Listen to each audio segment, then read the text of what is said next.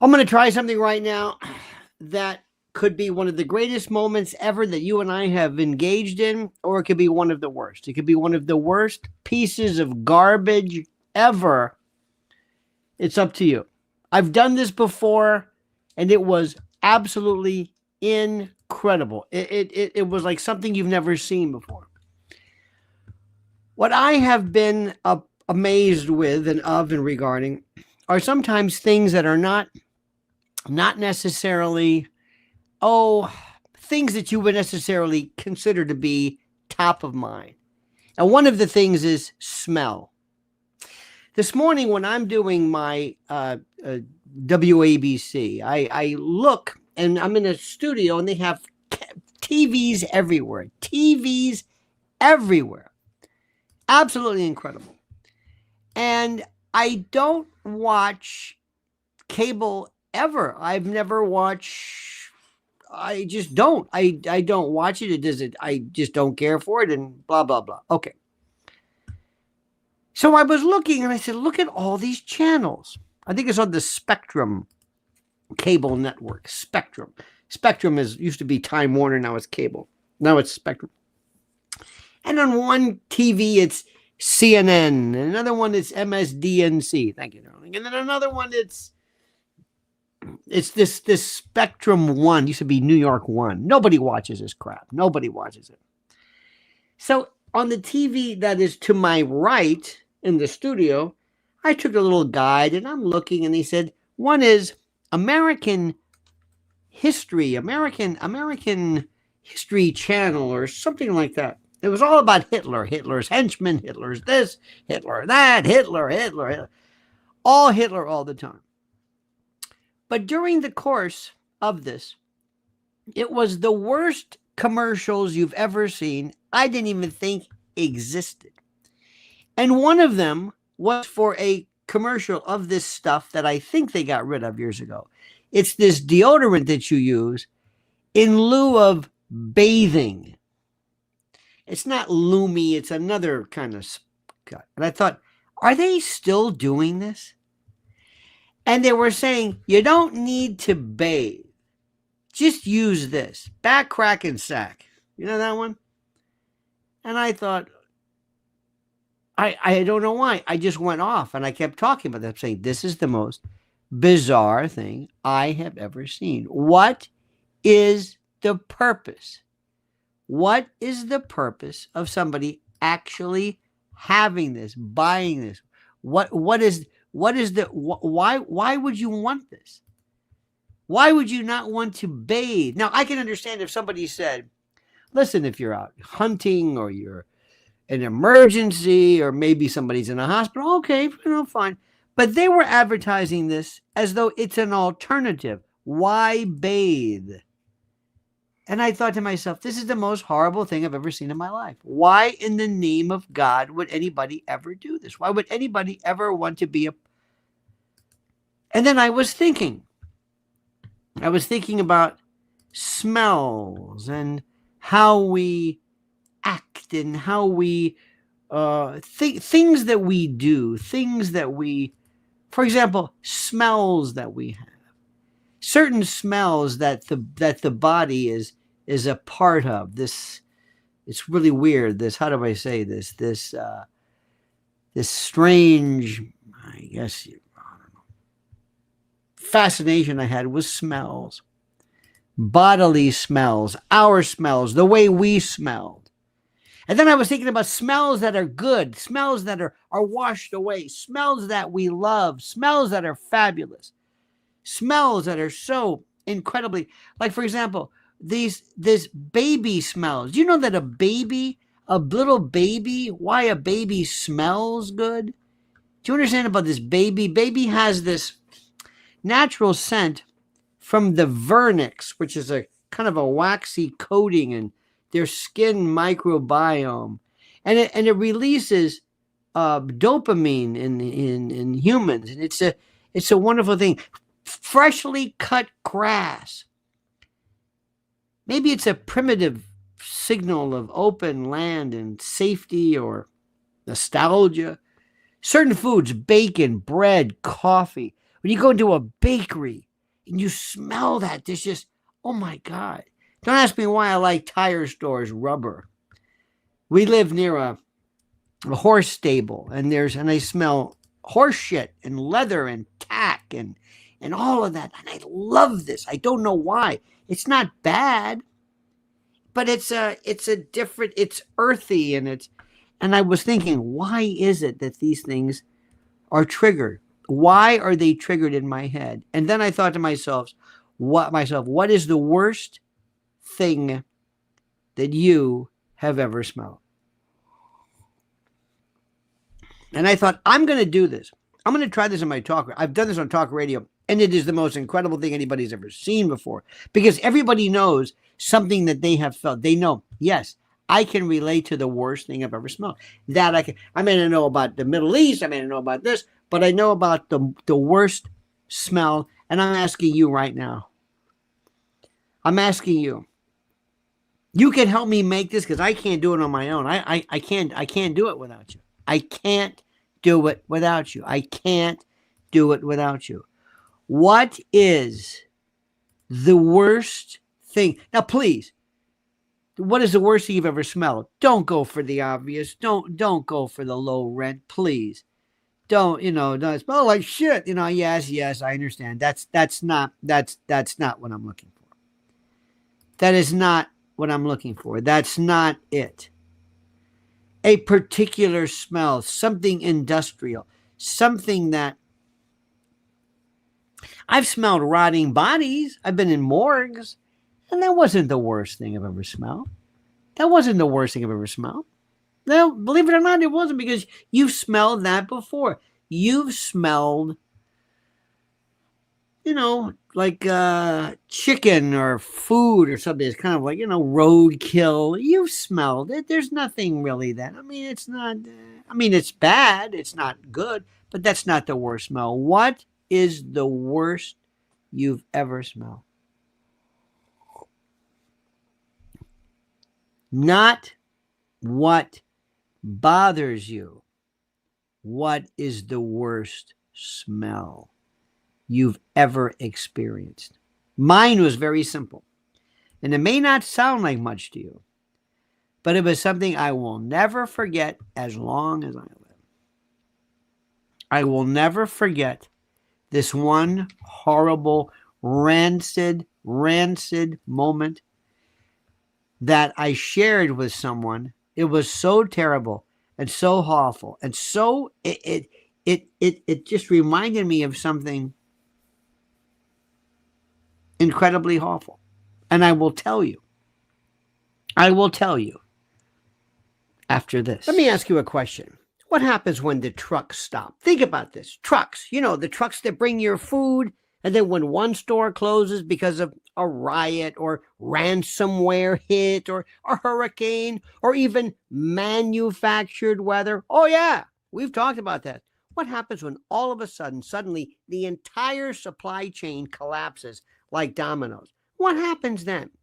We've seen it happen, and it doesn't take much. And that's the thing you've got to think about.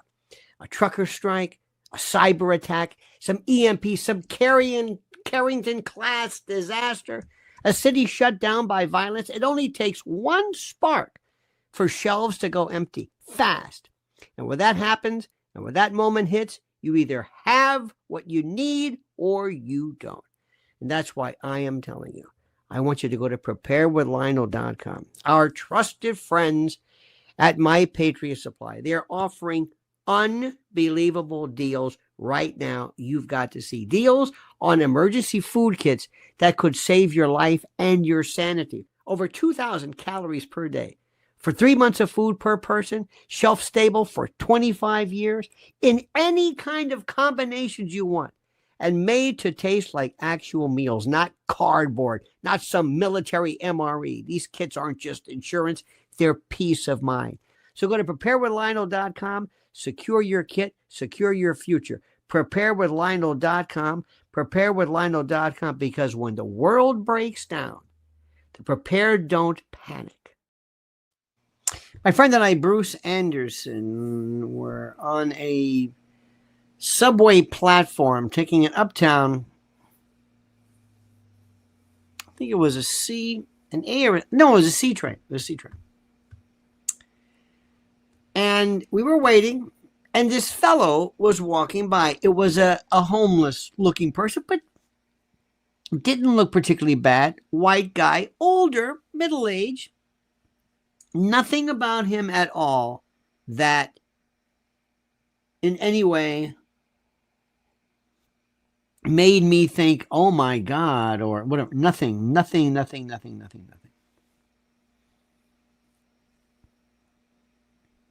And as he was walking towards me, I just happened to be looking down the platform, and people were just doing this, kind of like moving their hands and flapping their hands as they were. And I thought, what are they doing? What's going on? And then he would walk by, and somebody else would be standing on the platform and then waiting, and he'd walk by. And again, people would, but it wasn't just waving. It was a combination of like a nervous. It was a combination of almost like this weird gesturing nervousness and disgust, kind of waving, getting rid of this. Again, I didn't think, I wasn't really paying that much attention. We were in conversation. I didn't really notice. And then it hit me. And then it hit me. And then it came hitting me. And I'm trying to describe to you a smell that I still have never been able to describe. It wasn't the usual smell of, dare I say, fetid feculence. No, not that usual. That again, that's familiar, so to speak. We know what that is. This was sweet. It was organic. It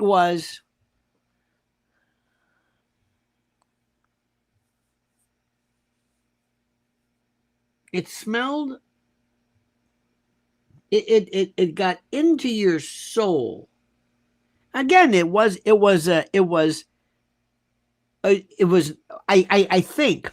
think one of the reasons why it was so horrible, and I'm convinced, was because I couldn't, sometimes, BO smell, axillary or worse.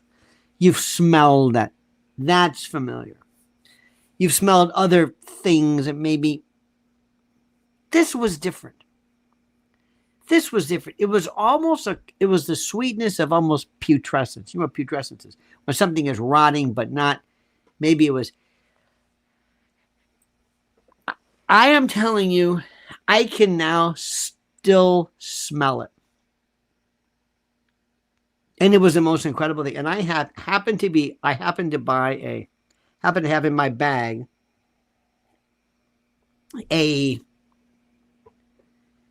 I don't know what it was. I don't know what the word of it was, but I happen to have a bottle of like this cologne I had bought, Tino Cosma at the time. They don't make it anymore, but I liked it. And I sprayed it just to maybe to jumpstart my reaction to it. It was that horrible. It was that bizarre. It was that terrible. That rancid. I will never forget that. Years later, walking down the street, I don't know where I was. I smelled it again. Not him, not the same person. I wouldn't right now, but it was something I'll never forget. It got into your soul. Absolutely, positively. Now I'm asking you, and I recognize the fact that this is something that is very difficult for people to do, because it involves the ability to describe that most people do not have. It's very difficult to do. It's not the usual thing people are asked to do. It's not, what was your case? What? Tell me. Tell me, dear friend. You're thinking the stink fruit, the durian, I think it's called, this durian. I've never smelled that. They say it is horrible and terrible and rancid. I would say it's probably not, because at least people have recognized it as such. What is that moment? Come forward, dear friend. And I know this is difficult. I know this is a difficult thing. I know. Our friend here says, my rotting foot. See this? He's trying. He's trying. I don't. He's saying, in essence, this is the best I can do. Oh my God, Jade East, Thai karate. Those are days. And that will send us off into the area of some other tangential subject, which has nothing to do with what we're talking about. What is it, my friends? What is it? Smells are olfactory time machines. Absolutely. Thank you for understanding that. The reason why they are 100% is that nature has provided that you can never forget a smell. You can never forget a smell. You can never be put in a position where you are allowed to forget a smell. Because if it's something which is rancid, which is something which is horrible, which is something which is, dangerous, you're in a position where you are unable to, how do I say this? You can't be in the position of forgetting it, because your life might depend on it. Your life might depend on it for you remembering something. So olfactory smell is 100%. And it can't be something that is just merely bad or feculent. It's got to be something which, how do I say this? It has to be something which destroys. It goes to the very core of your soul. And I know this is a difficult thing. I know it is difficult. And I understand that many folks lack the ability to, first of all, explain it, much less write it. And I know that what I'm asking is very, very unfair for me to put in that position where I'm basically asking you to kind of, I don't know what the word is, to remember something and be able to write it, to write a smell. It takes an ability to write and to describe that most people, frankly, just don't have. And I understand this. And it's something that it's not really anybody's fault. How do you say, for example, how do you describe what bacon smells like if you never smelled bacon? Try. You can't do it. It's something that people don't understand. It's something that people do not have the ability to understand. And I recognize this. I understand these. I understand it's a tough venture. It's hard. It's hard for people to understand. And when I ask the question, I say, listen, tell me what you think. Tell me about this. They can't. It's a very, very horrible, terribly difficult thing to do.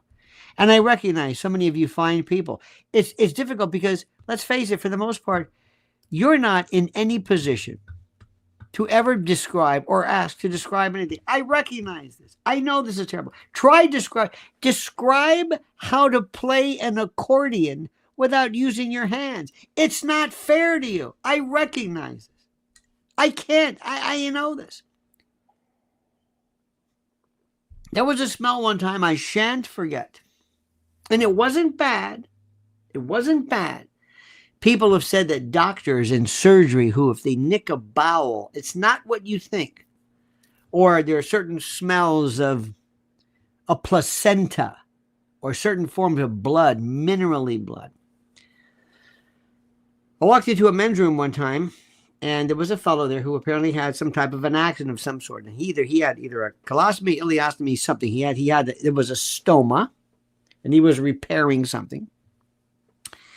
And at the time, I guess he was virtually almost entirely new. And he was very embarrassed, but he was almost new, and he was replacing this. And I didn't say anything. I just did my business and left.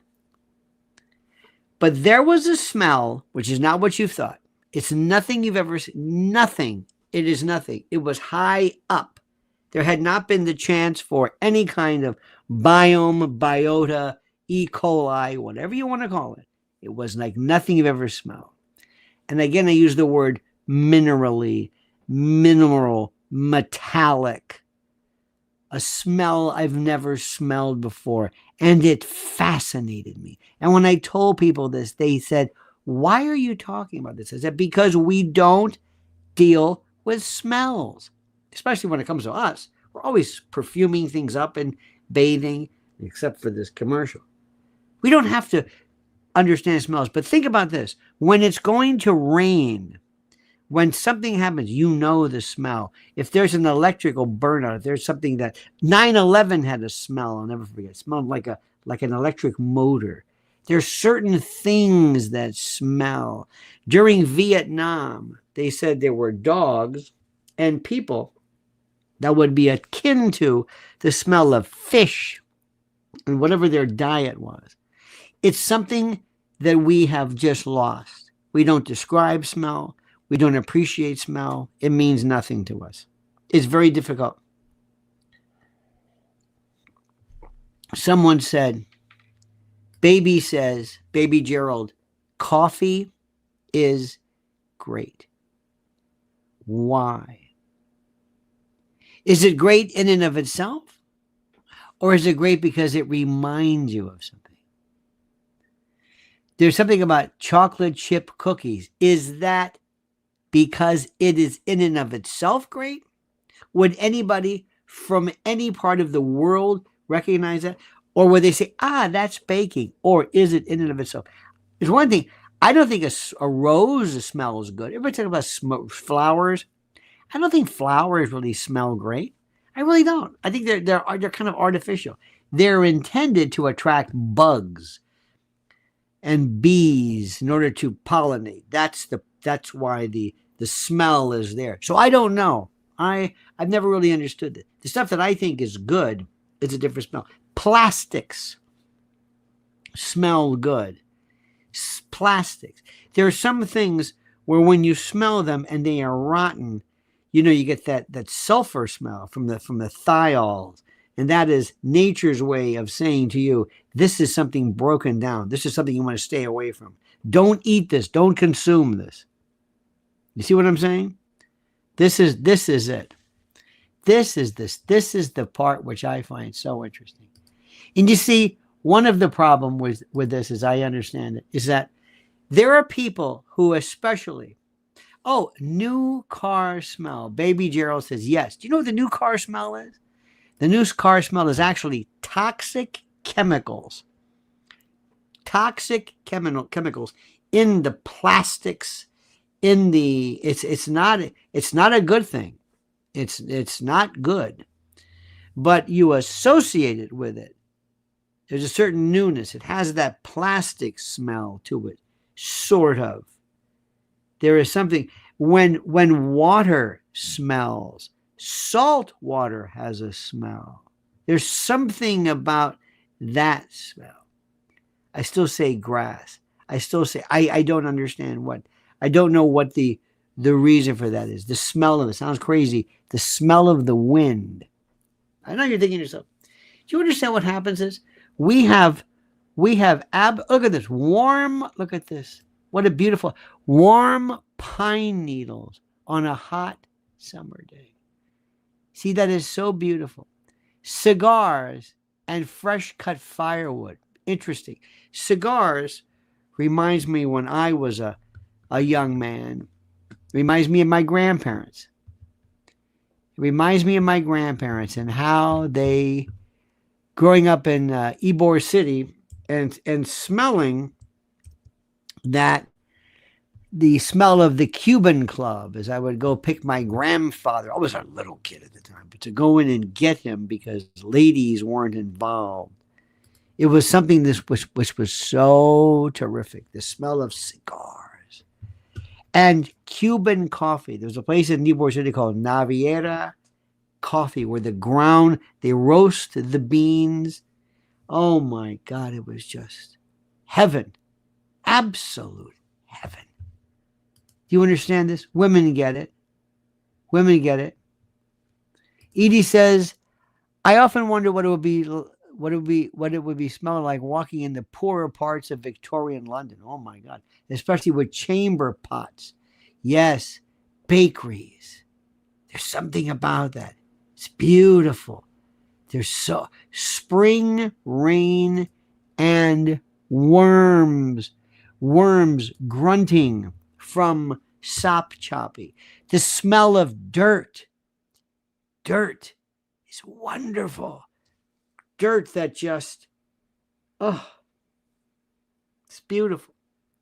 Somebody explained to me one time the smell of taking or changing grease traps in restaurants. He said it was the most horrible thing he's ever experienced. And one of the things which makes smells horrible is when you have not smelled them before. If it has a smell you are familiar with, you already accustomed a little bit, you've acclimated. What makes a smell horrible in particular is how it has become a shock, how it scares you because of its novelty, if that makes any sense. Creosote in telephone poles. Yes, that's beautiful. Yes, petrichor from the how do I say this? After rains. Yes, that smell of new ions that have been electrified by virtue of lightning. I love that. I love the smell of gunpowder.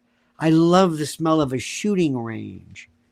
I love that. I love the smell of the wonderful of cordite and I just, oh my God, it's a beautiful smell to it. I don't know why, but there must be something atavistic, something that connects, something that makes you aware of how this thing is. Lumber yards, the smell of a freshly painted room, to smell like when there's somebody, when a carpenter is cutting wood with a saw. I love that. A power saw. Chicken fertilizer. Horseshoe crab dad. I don't know what that means. I like this. Warm beer breath. Interesting. I don't know if that's good. Beer and fresh cut plywood. Yes. There was a smell for those in Florida growing up. And if you ever went to it was the, I think I'm freezing up here. It was the Busch Gardens, and we could smell the malt from when they make the hops, making the beer. It was the most beautiful smell. It's wonderful. And there's only one, the only time I ever smelled it was there. That was it. Wet moss in autumn. Paper mills. Yes. Do you know, I was speaking in Florida. There's the smell of, in Frostproof, where they make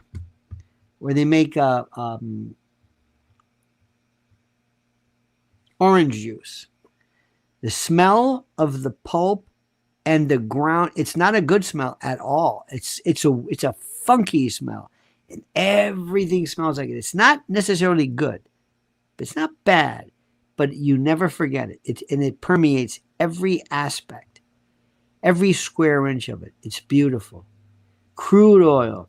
My dad's shoe polish on the weekend when I was a kid. Listen to Leslie Watson. You hear that? Orange blossoms. Petrol. Smoked salmon on Vancouver Island. It's beautiful. There's a place on St. Pete Beach. Well, actually Gulfport. It's called Ted Peters Smoked Fish. They have smoked mullet and smoked mackerel. And you could smell this. Give me barbecue, the smell of barbecue, the smell, first of all, of starting a fire, Sometimes the smell of lighter fluid on briquettes, and then later on wood. And when meat hits it, it's the most, oh my God. It's the most beautiful. I love the smell of the dock. I love the smell of marinas. I love the smell, even though I don't want to go on a boat, but it reminds me of Florida. And throw the smell in with seagulls together. Forget it. Forget it. There's something. Leicester, glue, fresh basil, yes. Baltimore crab feast, the bay seasoning, yes, Edie, yes. Lilacs, bonfires, and burning paper reminds me of being a small kid. A drunkard's salami breath, thank you, Dark Scar. Tester's model glue, yes, weird, very strange, yes. I love the smell sometimes of there's just so much. Isn't this wonderful? Look at this. Wonderful. We're going to be looking at this later on. Lemons, cow pastures, roses and valerian blooms. Cedar. Yes, cedar. Oh my God, you're so correct. Cedar. Isn't it something how humans can talk just about smells? Do you understand this? I hope you do. I understand it. Am I freezing up? Do you see my visage freezing here? I see it. I see it as being very, very annoying. My freezing. I got rid of one thing. Sometimes when I have too many windows open and the like. Resin or rosin. Yes. Wonderful. I think perhaps that might be when my mother boils cabbage, pine sap, rosemary. It's beautiful, beautiful. Remember we had this conversation. Remember how smells are critical and how we've lost our sense of olfactory acuteness and the like. Thank you for this, dear friend. I'm going to bow out because it's freezing a little bit. Don't forget July 19th at the Cutting Room, ladies and gentlemen. July 19th, I'm going to be there. And tomorrow morning, or early, from 1 to 5 a.m. Eastern Time, WABC, I'm going to hit them with this. They're not going to know what hit them. They won't know what to do. And I tried it on with you. And I'll remember what you said. Because you're always you're my tester, so to speak. You're my laboratory. We love you, ladies and gentlemen. Please follow Mrs. L at Lynn's Warriors. Have a great and a glorious day. Thank you so much. And until tomorrow, remember, the monkey's dead. The show's over. Sue ya.